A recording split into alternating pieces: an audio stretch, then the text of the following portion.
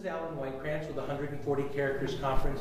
We're here in Hutchinson, Kansas at our small town event with Phil Buehler, who came from New York, and Phil's with Ogilvy. Welcome.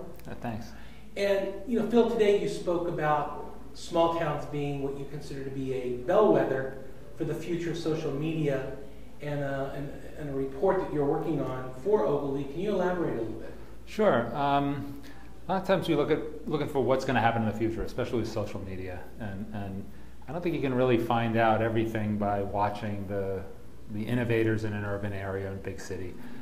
That's why we went out to a small town, and I think they're a cultural bellwether in some ways, because right on the surface is that it's about connecting community, and you won't find that in a big city. So that the social media, the interconnection, its empowerment of people is all about pulling them together. And so we went to a small town to find that, and and there's a lot of lessons there for big clients and big companies and big marketers to learn from the small businesses in a small town and how they're using it to connect with each other, the people in the town, the residents, how the government is connecting. And it's very much in a different way than people using Foursquare in a big city to be cool and hip. And what do you see as challenges for brands? They come to you for your expertise. Say, I'm a big brand. I'm sitting in New York City with you, and I'm trying to figure out the social web. I'm trying to figure out the real-time internet. I'm trying to observe millions and millions, hundreds of millions of customers getting wired, walking around with smartphones, and they're not necessarily young hipsters. These are middle-aged, older people for different reasons, in a different part of the United States that adds up to what could be more than the populations of New York, LA, San Francisco, the Bay Area, Southern California, the Eastern Seaboard. How do you explain that?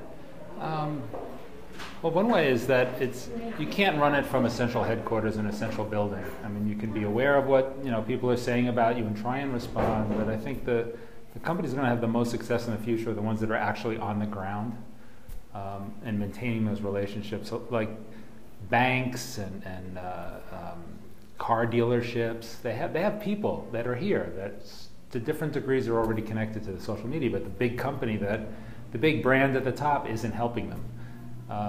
The most innovative people I find are real estate agents, but most real estate big companies are not helping them that much. They're doing it all by themselves. And I think large brands, if you were a banks in the last few years, the brand imagery has gotten totally fallen apart about trust. People don't trust banks anymore.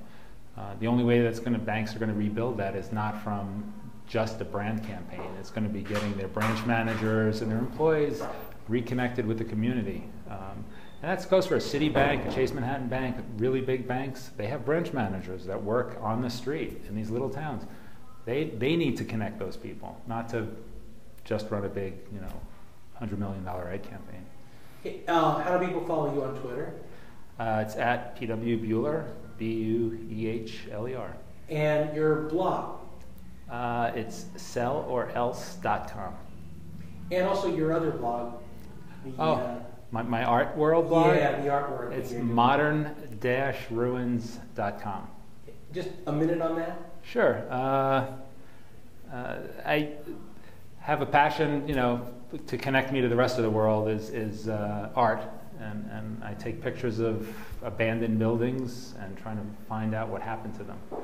So that's what Modern Ruins is about. Thanks for joining us today. Sure.